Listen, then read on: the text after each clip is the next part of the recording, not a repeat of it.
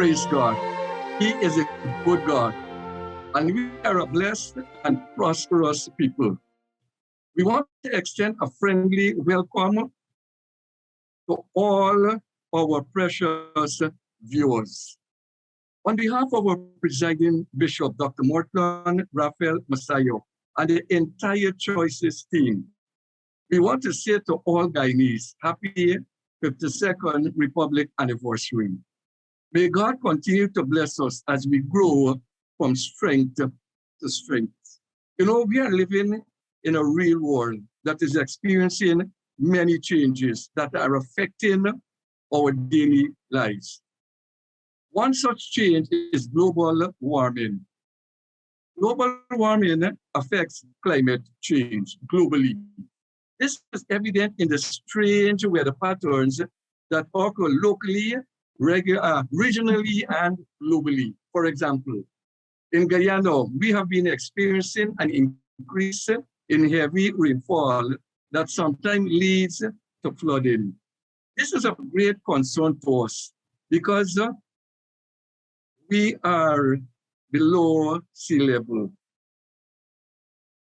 a place where central government and the capital, they are located. Guyana, like the rest of the world, is coming to grips with this reality. So we must make the necessary preparation to protect and safeguard ourselves. Now, Choices is here to bring you up to date with timely and accurate information. So we want you to be on your guard. We want you to be prepared so we would not be caught unexpectedly. From Choices again, we say welcome, and God continue to bless you as He continue to bless beautiful Guyana. Guyana, happy Republic anniversary. God bless you.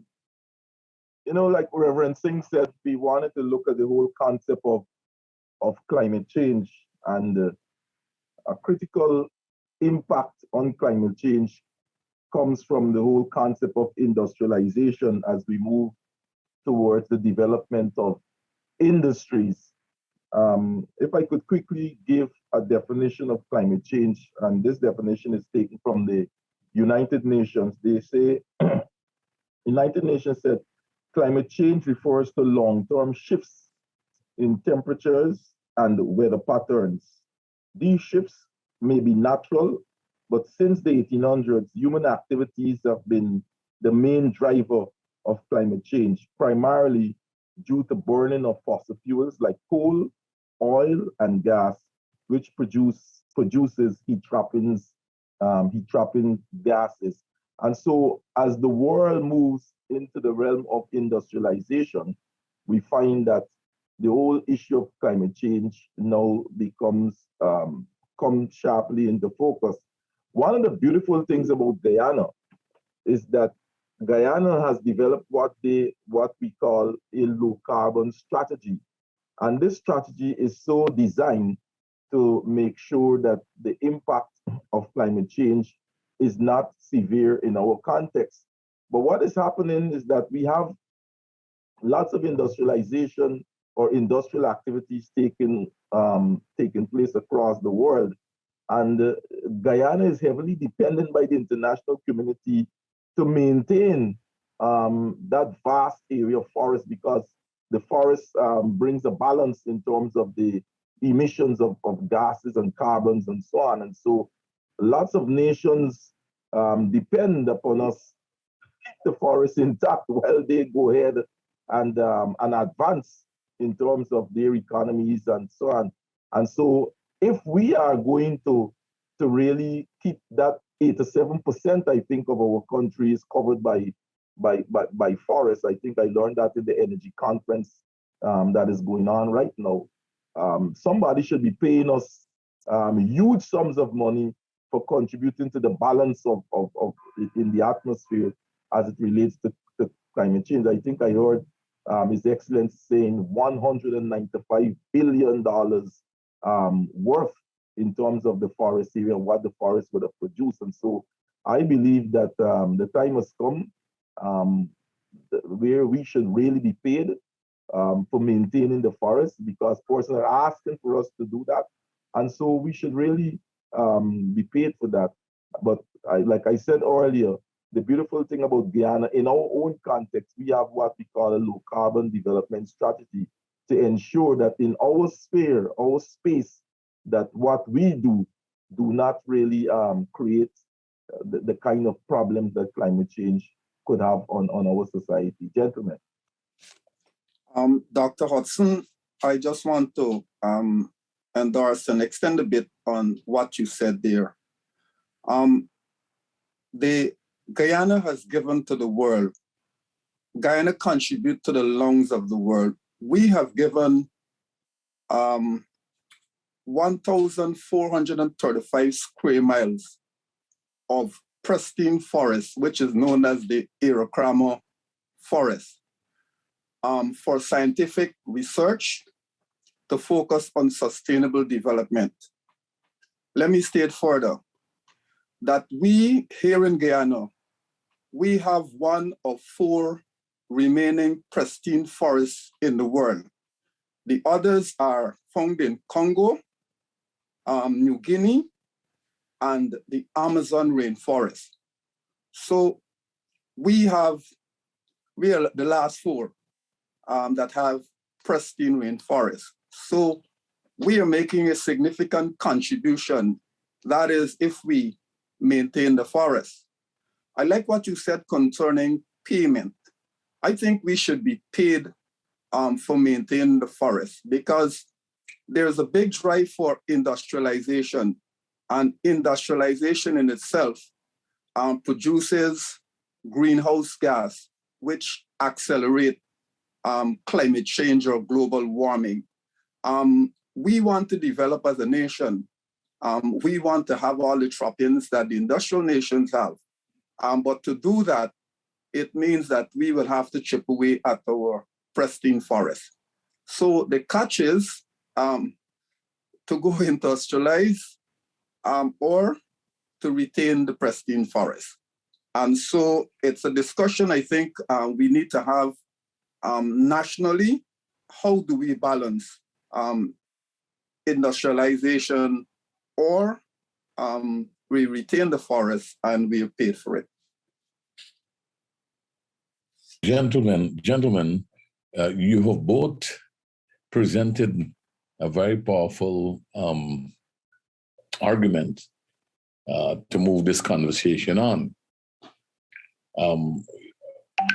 United Nations was quoted as being the source of defining climate change and so on.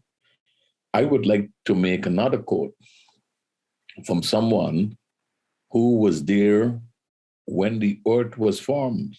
He was there. As a matter of fact, he is described as the world has been made by him and through him. And let us bring his expert opinion to bear on the state of the world.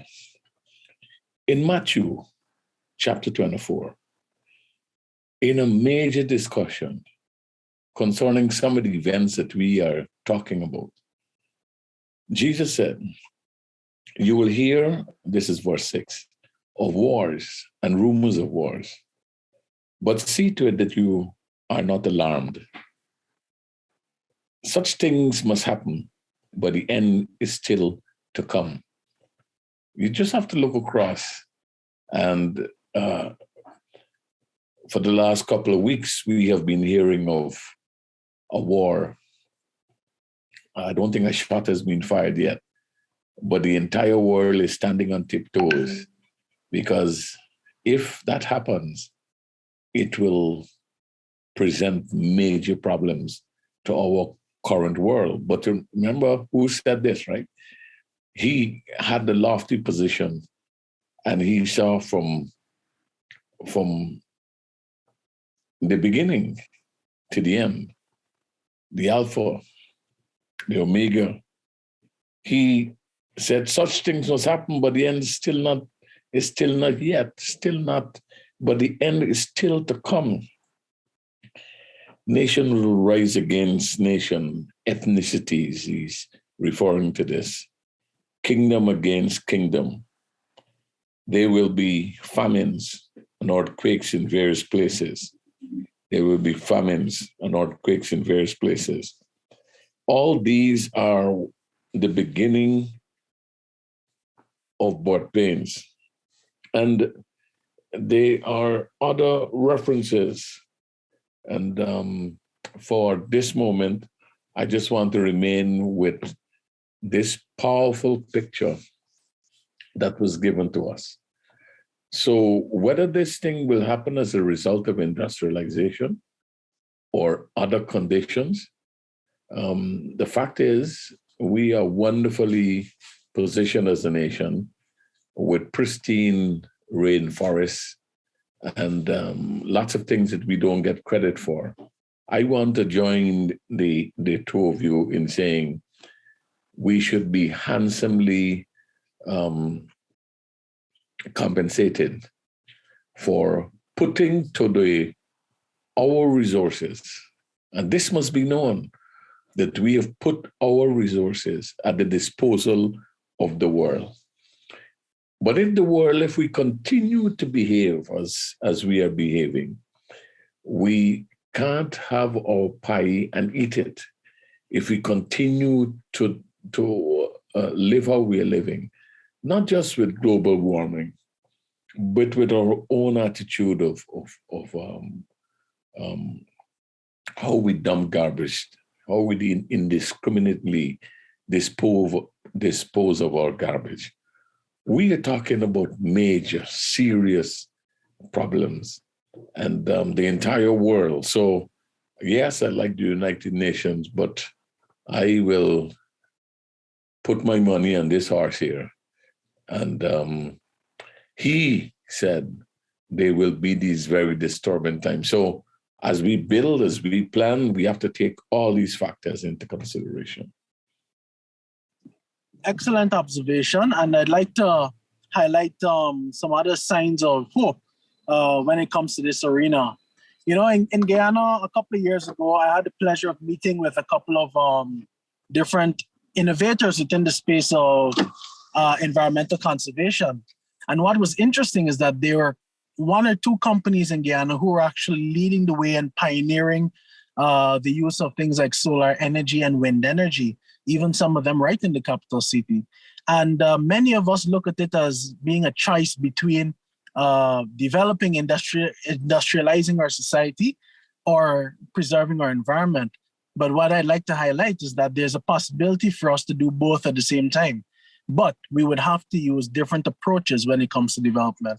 So my contribution would be, I agree 100%, let's get compensated for the forest and for the things that are put in place to limit our ability to expand and exploit those resources. But also let's see how we can exploit the resources that we have in a sustainable way.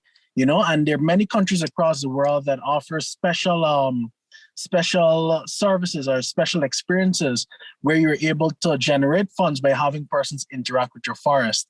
Another interesting aspect of this is where, because of the pristine forests and because Guyana's like a carbon sink, that's one of the technical terms that they use, because our forests literally eat all of the carbon and that kind of stuff that's in the air, and it puts it back into the earth, you know? So because of all of this, there are a bunch of unique things that can only be found or can be found in abundance in our small pocket of the world that could be used to expand and to exploit and even to expand our economy. And on another note, when it comes to the impending challenges that we'll have with the rising of sea levels, we need to innovate those sectors in those areas, because it is going to happen. It's just about when it's going to happen and who's going to be affected.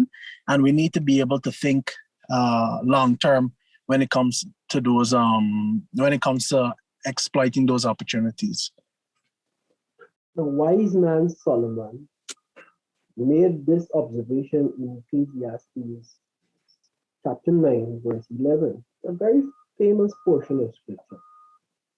I would like to zero in on the latter part of the verse, but allow me for proper exegesis, just to read what comes before in verse 11.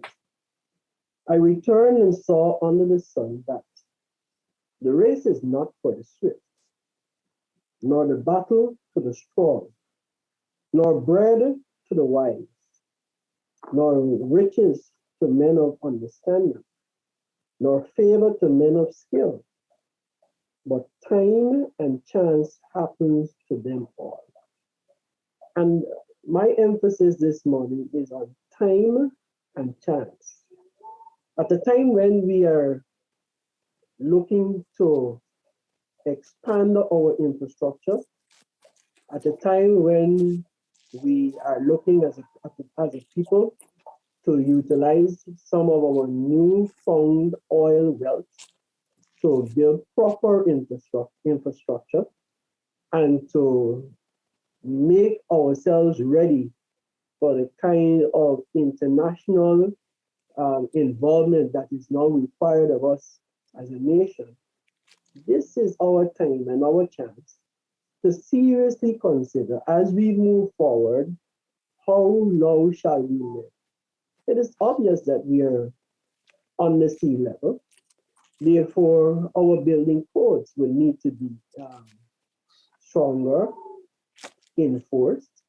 Our sea defense systems and structures, our consideration to build on higher ground, and even the way we build would now need to be examined with a deeper sense of understanding of the threat that is before us. All of these things are going to happen, you like it or not, but this is the time. We have the chance to do it now, and let us consider it seriously as we move forward. You know, sometimes when we talk about climate change and all of that, I think quite mistakenly we focus only on rising sea level and the fact that we live on the coast. But if we listen to what Bishop read in the scripture in Matthew, it talks about famine also.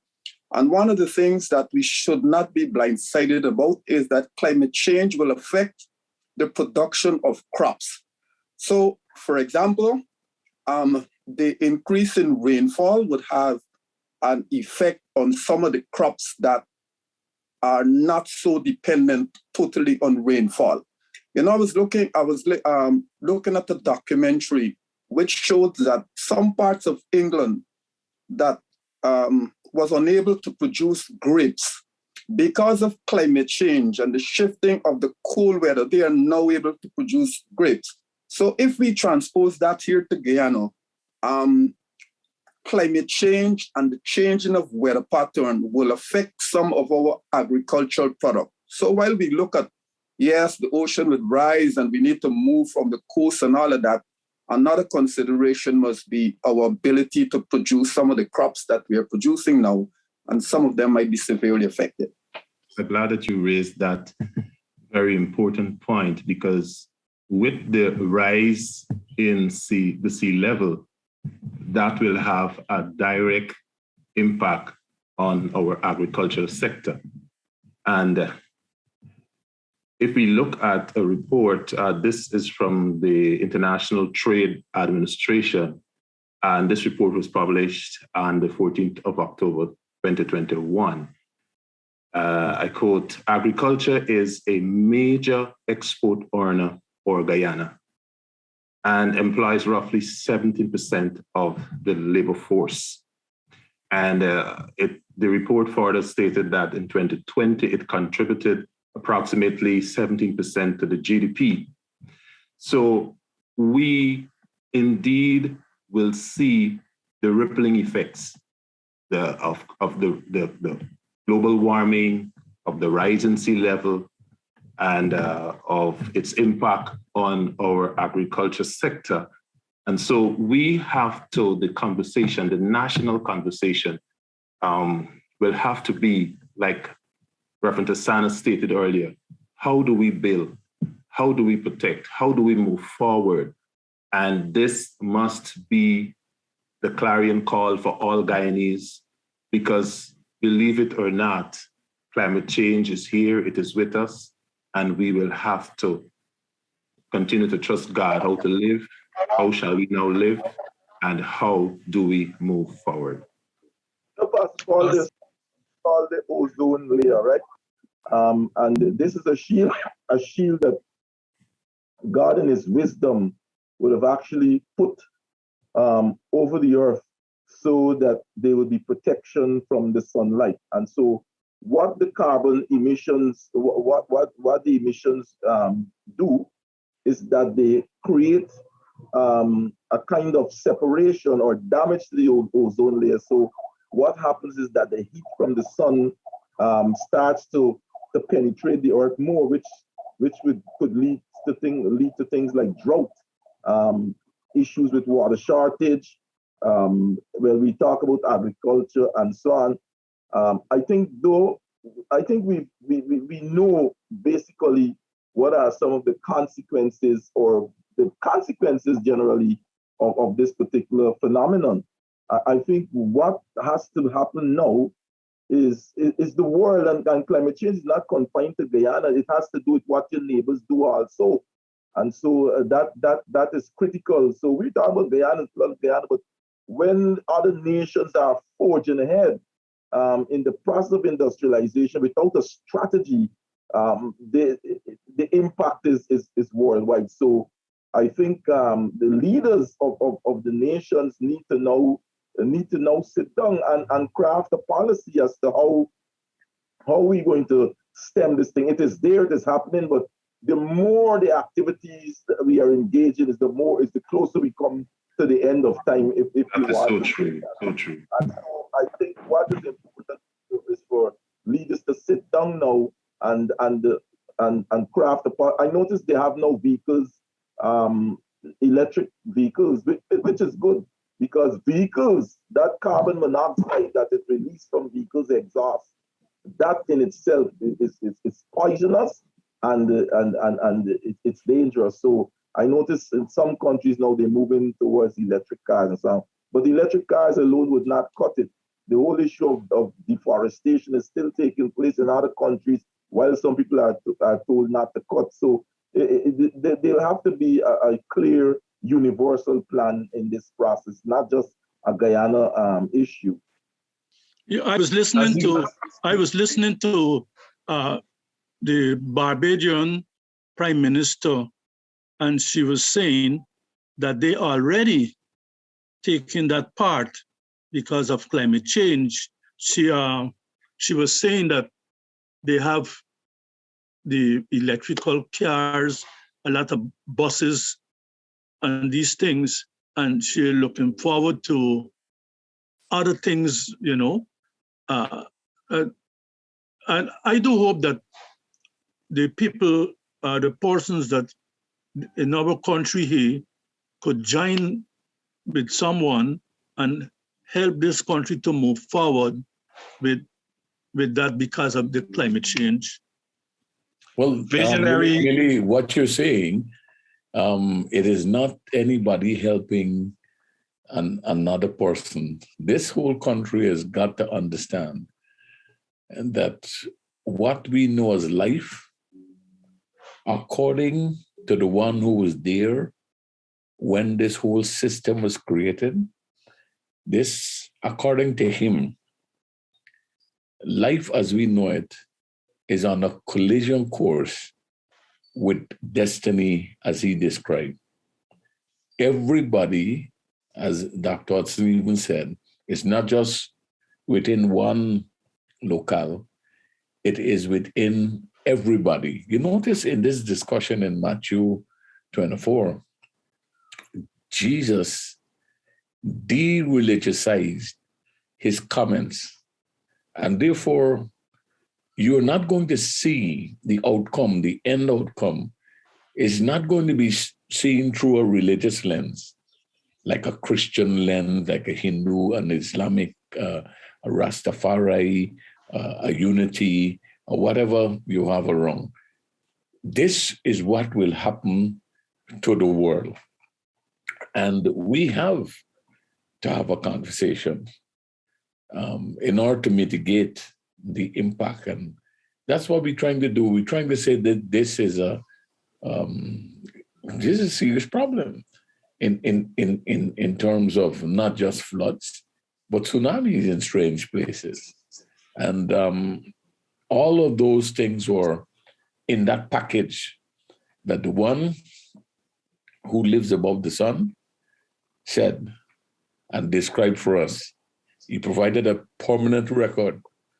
And so when the others are now coming up and identifying leaders and so on, almost line up with what he said because of who he is and what he saw and what he proclaimed. It's an interesting time. And it's not a time to be afraid and to be attacking and to be, no. It's a time for consciousness around the world, in our country, to reach a new level. So, Bishop, what you saying is a done deal? Is a done deal? Well, if we believe, and here we come, if we believe that what he says is true, it is a done deal. And what is important, I believe, Bishop, is with this information, we can be proactive instead of reactive. We can prepare, and there are things we can do in terms of not littering, in terms of farming and creating our own cash crops, and God will see us through. Well, I noticed the other day that some people were arrested for littering and so on and so forth. And all of a sudden, like Guyanese put the brakes on. What we have to do is ensure we continue to press the accelerator in that regard to remove this. Amen. And when Millie just asked me about the done deal, listen, life as we know it is on a collision course with destiny. The world we live in, a world with several worldviews. Some people have a worldview that excludes a comment like the one made by Jesus. Others have a worldview that is determined by scientific materialism. All kinds of worldviews we have. I would hold fast to the words of the Galilean, and I would recommend that people listen to him. This is Choices. God bless you. We'll see you next week. We thank you for joining us on Choices today. Remember, you can join us at First Assembly, LNP Durban Street, Workmanville, Georgetown, Guyana, for any of our special services. I'm Celacia on behalf of the set, reminding you that your whole life is the sum of your choices. God bless you.